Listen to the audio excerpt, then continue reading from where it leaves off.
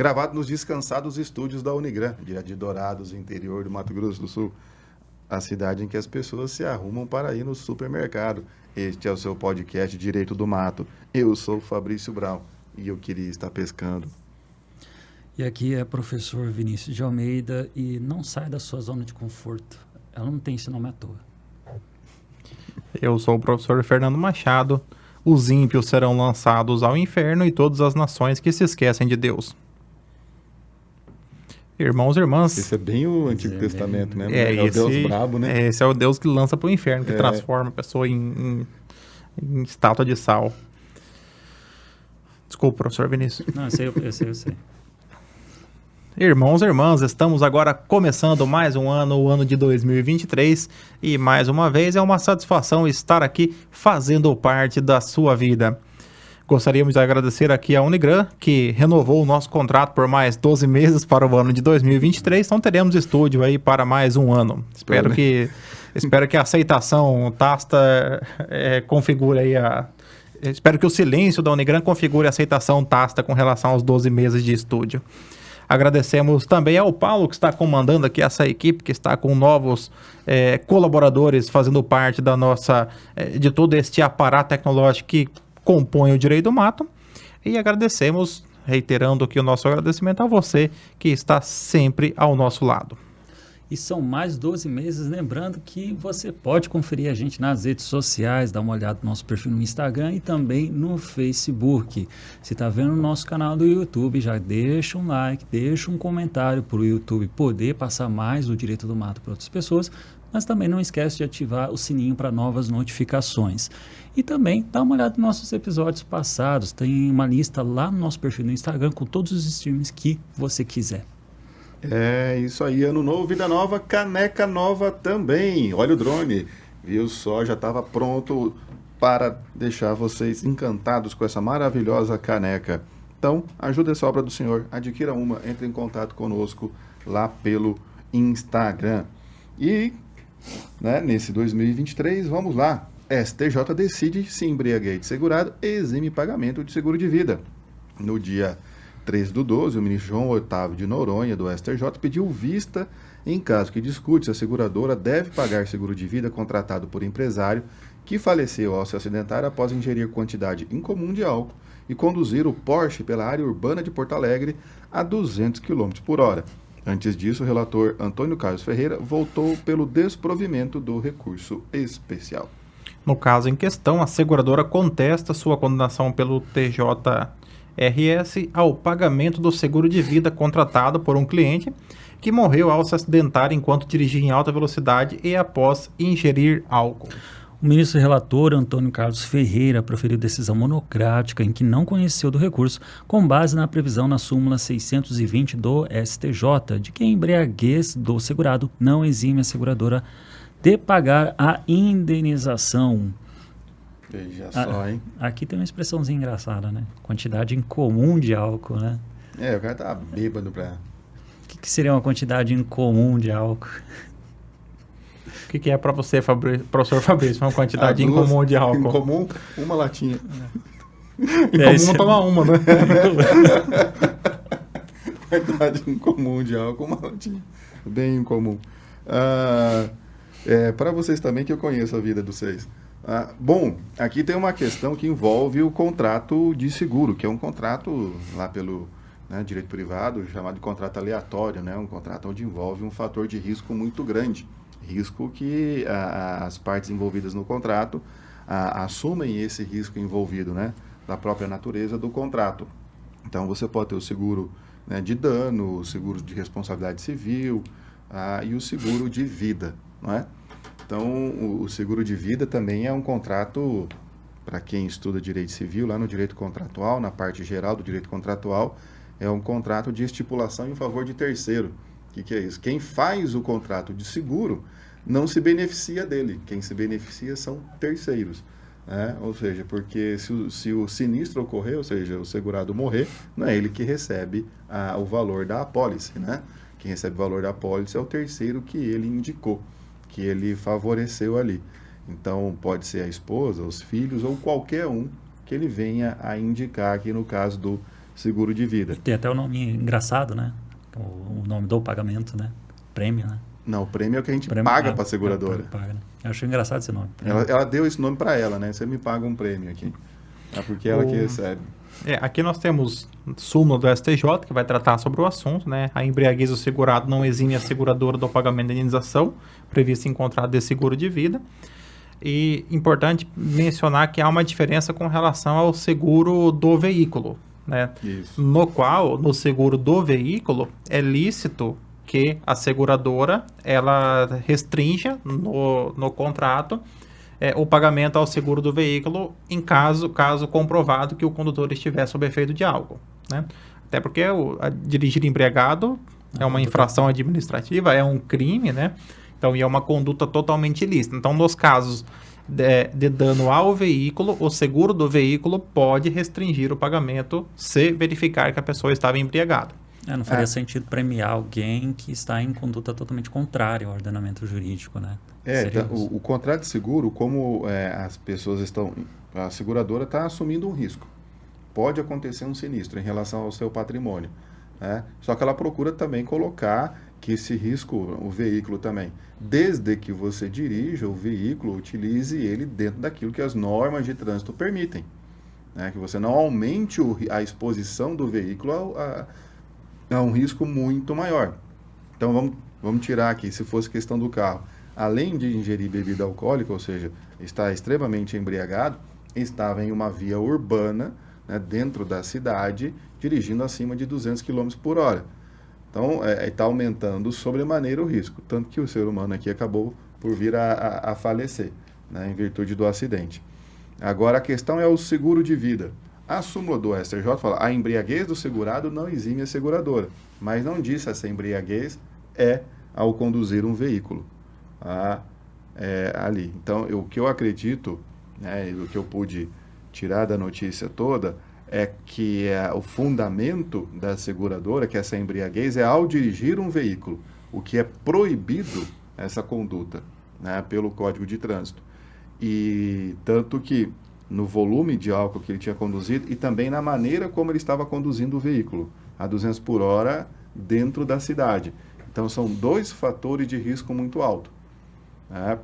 Então, eu acho que ela se apegou justamente nisso, por ser, ao conduzir um veículo automotor, né? E um veículo automotor dá uma certa inveja aqui, né? Um Porsche. Então, ele se expôs a esse risco acima daquilo que a seguradora estava disposta a assumir. É como se pudesse falar que dentro dessa relação contratual, né, entre o segurado e a seguradora, ele tivesse agente de má fé, né? Porque ele não pode produzir o risco. Mas é que assim, se você permite que a seguradora possa restringir situações que elas classifiquem como um aumento do risco, aí você vai dar margem para que a seguradora possa negar o pagamento sob qualquer pretexto. Que o que seria aumentar o risco? Vai alegar que você misturou manga com leite, aumentou então o risco de óbito. Então você começa a criar algumas situações. A pessoa então ela estava dirigindo o veículo por uma estrada sem sinalização no período noturno e morreu. Então elevou o risco. Só que aqui é outra coisa. São situações que é evidente a violação às normas, inclusive produção de um ilícito penal, né? Tem isso. Mas é que daí também outro ponto para se analisar é qual é a finalidade do seguro de vida. A finalidade é indenizar quem ficou nesse plano, não quem passou para outra dimensão. Então, assim, a ideia aqui você contrata um seguro de vida para que uma pessoa que você indica como dependente vá receber um valor em caso do seu óbito. Agora, se você começa a distinguir situações, diferenciar a causa do óbito, você vai tornar uma vantagem excessiva em relação à empresa seguradora. É que o próprio Código Civil, ele coloca lá assim, o segurado perderá o direito à garantia se agravar intencionalmente o risco objeto do contrato. Aí tem essa questão da intenção. O agravamento no risco da exposição da vida dele, né, ao risco de morte foi intencional, aí ela pode se eximir disso. Então, e é claro também, o próprio Código Civil também fala, o fato desse risco não estar previsto no contrato não exime do pagamento. Eu não tenho que prever todas as situações que possam vir a ocorrer para ter que indenizar, senão seria impossível. né? Então, o fato de não estar previsto não exime do pagamento. Mas o apego aí é nessa intenção, né? Se a parte se expôs intencionalmente um risco... Essa é uma alegação de dolo eventual, né? Que certamente que a pessoa não queria morrer, mas ele está, ao Ele fazer assumiu o isso, ele risco, estava né? assumindo o risco. Então, assim, certamente que a seguradora utiliza desses conceitos para negar o pagamento do seguro. Há uma justificativa aqui bastante interessante, né? Eu acho que é algo que chamou tanto a atenção dos ministros do STJ, tanto que o ministro João Otávio de Noronha pediu vistas, ao invés de acompanhar o relator que negava provimento ao recurso da seguradora. Então, isso é uma coisa que ainda estará em discussão aqui.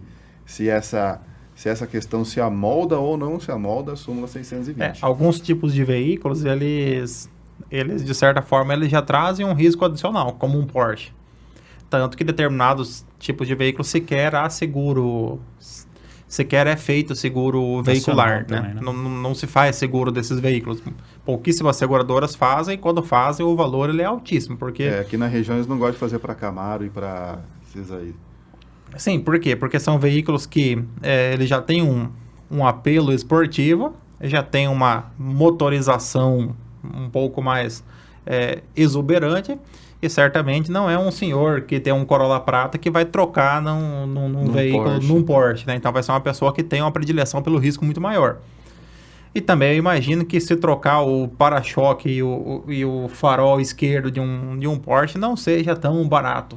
Não, eu fico pensando, ninguém também vai comprar um Porsche para ficar conduzindo Miss Daisy, né? Então você tem que sentir um pouco de emoção ali, tem que valorizar. E aí vamos acompanhar esse caso para futuramente trazer o resultado dele aí. Mas vocês, nossos ouvintes, podem já, querendo ou não, o contrato de seguro é um contrato bastante interessante de ser estudado. E aqui vamos para outra notícia, que a gente não colocou a marcação de quem segue, então vamos lá. Então vamos lá, juíza determina a citação de devedor estrangeiro via WhatsApp.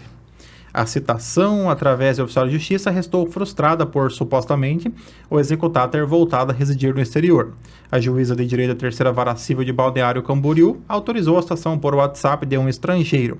A magistrada determinou que o ato seja praticado necessariamente por oficial de justiça mediante expedição de mandado. Trata-se de ação de execução movida contra um argentino residente no Brasil. Consta nos autos que tentativa de citação através de oficial de justiça restou frustrada por supostamente o devedor ter voltado a residir no exterior. No entanto, o credor afirma que o executado ainda mora em Bombinhas, Santa Catarina, local que constitui unidade familiar. Nesse sentido, pleiteou que o estrangeiro seja citado via WhatsApp. Diante das particularidades do caso, a magistrada autorizou o pedido. Defina a citação por meio do aplicativo WhatsApp como requerido pela parte exequente, considerando que o ato deverá ser praticado necessariamente pelo oficial de justiça mediante expedição de mandato que dependerá de vinculação e adimplemento das diligências correspondentes. As despesas devem ser recolhidas com base no endereço do citando informado na inicial, se outro não for expressamente declinado pela parte. Olha só, o WhatsApp tá aí, hein? É melhor não ter. Como sábio é o nosso querido colega de trabalho, professor Ricardo. O professor Ricardo que... Esses dias um aluno perguntou qual era o Instagram do professor Ricardo. Eu disse a ela, você pode procurar aí, @palharac1942. A aluna disse, professor, não estou encontrando. Eu falei, o perfil dele é restrito, é por isso que você não está encontrando, né? E certamente... Só ele que não quer. Uma que ele não quer e outra que ele não ficará sabendo também, porque ele não tem qualquer tipo... A não ser que nós publiquemos no jornal... se eu não me engano, ele assina a Folha ou um desses jornais que chega físico ainda na sua residência. Tem que gravar um DVD e mandar para ele. Né? Quem sabe ele assiste. Possivelmente. Mas vamos lá, aqui, primeiro, o que é essa tal citação, não é? Professor Fabrício, pergunta de teoria geral do processo. Qual é a diferença de citação e intimação? Nossa, vamos lá. Citação é o ato processual, né, o ato jurídico processual, pelo qual o juízo dá conhecimento ao réu, né, da existência daquela ação e do conteúdo dela, que é movida contra ele. Então, o autor ele ingressa com a ação através da sua petição inicial, o juízo, verificando que preenche os requisitos, determina então a citação do réu, que a finalidade é essa, dar conhecimento ao réu da existência da ação, do seu conteúdo e propiciar a ele que ele ofereça a sua defesa no prazo adequado. É um ato extremamente importante e deve ser feito com bastante seriedade e buscar preencher todos os requisitos de que haja realmente o conhecimento pelo réu. Saiba-se que ele conheceu daquilo. Para você, porque as consequências são... Porque o conhecimento não é simplesmente saber, receber uma coisa, mas saber o conteúdo, né? O teor, o que ele vai ter que fazer com isso, né? Para você, nosso irmão ou irmã aí do segundo, terceiro semestre, né? Seria completar o triângulo lá da lide processual, né? Que a gente aprende na TGP, né? Aquele pequeno triângulo ali, que tem o autor, o juiz e o réu, né? Então seria... Está formada a relação jurídica processual. A lide processual, né? A pretensão resistida, né? Então, para você, nosso irmão ou irmã, terminar o triângulo ali que o professor desenhou no quadro em algum momento da sua vida no curso de Direito. Já a intimação que você perguntou é a ordem, o juiz determinando que uma parte ou outra pessoa faça alguma coisa. Então, as partes são intimadas para se manifestarem em juízo. Diga aqui. Ou intima-se a testemunha para vir prestar depoimento. Aí o juiz está determinando alguma coisa. Essa a diferença. E aí vai sair. E aqui no nosso caso, então, a citação no processo de um argentino que estava em... Eu imagino que Balneário Camboriú, nessa época, tem argentinos e douradenses, né? São os dois povos... O público-alvo de Camboriú são os dois grupos, fluxos migratórios ali, de maior incidência. O pessoal que fica ali, né, ali, não nos prédios altos, né? Exato. E a pessoa, então, diante da dificuldade aqui de citação da pessoa, certamente foi para o endereço, voltou, o correio tentou entregar, voltou, não achou o endereço, a juíza deferiu a citação pelo WhatsApp. Eu, particularmente, acreditava que o CPC é 2015, estamos em 2022, o WhatsApp já estaria sendo mais utilizado no ponto de vista processual, mas não se... A Justiça do Trabalho, durante a pandemia, usou muito o WhatsApp para fazer citação, tudo. Os oficiais de justiça mesmo, eles passaram a citar as partes, intimar advogado, tudo por WhatsApp. Existe todo um procedimento também para que certifique mesmo que houve a realização do ato, com a confirmação da pessoa. Então eu acreditava que já estaríamos um pouco mais avançado nessa...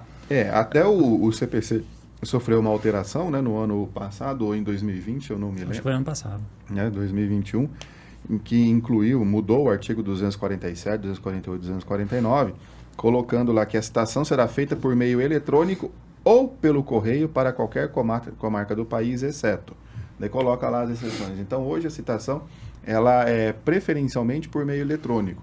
Também inseriu ali que as pessoas jurídicas que já tenham no cadastro CNJ seu endereço eletrônico, já vai automaticamente, o que é um movimento que tende a acontecer à medida que as pessoas tiverem ali seu endereço eletrônico. E-mail eletrônico é uma expressão abrangente, né? Não se reduz a e-mail.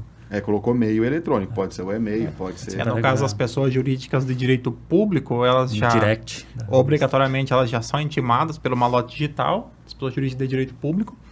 As pessoas jurídicas de direito privado, então, elas estão passando a ser intimadas também por meio digital, tanto que escritórios de contabilidade já vem retirando ali do cartão do CNPJ o e-mail do escritório de contabilidade e colocando o e-mail e pedindo um e-mail para fins justamente de intimação ou citação. E o e-mail que o empresário não esqueça a senha, né? Um e-mail que seja do acesso ou do proprietário ou da pessoa que tenha poder diretivo ali para poder... O administrador e que ele tenha contato, que ele verifique isso regularmente. Isso aí que o Fabrício falou é interessante, que tenha acesso ao e-mail, porque... se eu não me engano, lá no processo do trabalho, eles têm um período onde eles presumem. Sim, assim, se passou depois de tantos dias, presume-se lido. Exato. Sem ter manifestado, no caso entendeu-se que... Uma malote digital para pessoa jurídica de direito público funciona assim. Envia-se uma malote, não adianta você ver lá o e-mail que chegou e não abrir, né? Depois de um tempo ele vai se presumir quando o e-mail é aberto. Até consta no processo, só certifica. Quando o e-mail é aberto, então, ele tem a informação já vai para os autos. Quando não é aberto, depois de um período, cada tribunal regulamenta ali no seu regimento, vai regulamentar a forma o prazo para conhecimento. E o oficial de justiça, ele ficou aqui para exceção. Quando não é possível o eletrônico, a citação pelo correio, que daí vai pelo correio com aviso de recebimento, né? Até o endereço, tem alguém lá na residência, o carteiro pega lá a assinatura de quem recebeu e devolve isso para o tribunal. Quando o carteiro pega, né? Quando não volta lá endereço desconhecido, insuficiente, mudou-se. Às vezes o número caiu, ele não achou o número, né, endereço insuficiente ou número desconhecido.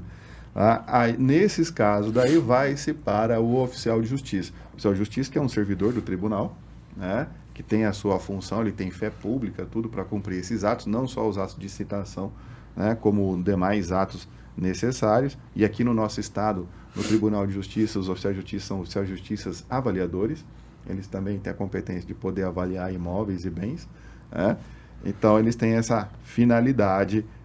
E aí vai o servidor pessoalmente atrás da pessoa, tudo, né? Se ela tenta se esconder, ele até pode fazer a chamada citação por hora certa. E aqui no caso, a pessoa se escondeu, mora, não mora, mas o WhatsApp dela é público, é conhecido, ela se comunica, tudo. Então a juíza falou assim, você vai fugir, mas nem tanto, né? Aqui também acho que é legal comentar que, como o cara é argentino, mesmo que ele seja residente aqui no Brasil, existe necessidade também, dependendo da situação, do ato vir acompanhado com tradução ao idioma dele, caso ele não consiga compreender o teor do que está escrito na citação. É possível ele requerer isso para que ele possa, de fato, exercer o seu contraditório em ampla defesa. Mesma situação se fosse como, de fato, ele estaria domiciliado fora do Brasil. Aí, obrigatoriamente, a comunicação, que pode ser por carta rogatória ou então um auxílio direto, ele precisa estar acompanhado com uma tradução do idioma onde ele pertence, ou então onde ele consegue, o que ele consegue interpretar, né? Mas aqui imagino que é mais tranquilo, né? O oficial fala tem uma citação para os tetos, né? Acredito que ele já consegue fazer essa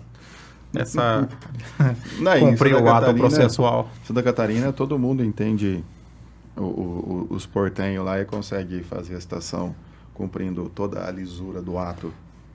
Perfeito. Então aqui só ressaltando que a intimação por WhatsApp, ela foi deferida nesse caso em uma circunstância totalmente excepcional, uma vez que ainda não se utiliza, pelo menos para pessoas físicas, não se utiliza meio eletrônico para fins de citação ou intimação no processo civil. Por enquanto, né? Em algum momento, tenho certeza que será utilizado com maior incidência. O Tribunal de Justiça de Santa Catarina, se você cadastra o e-mail, tudo da parte, escolhe o processo 100% digital, aí ele passa a fazer as intimações tudo pelo e-mail que você cadastrou.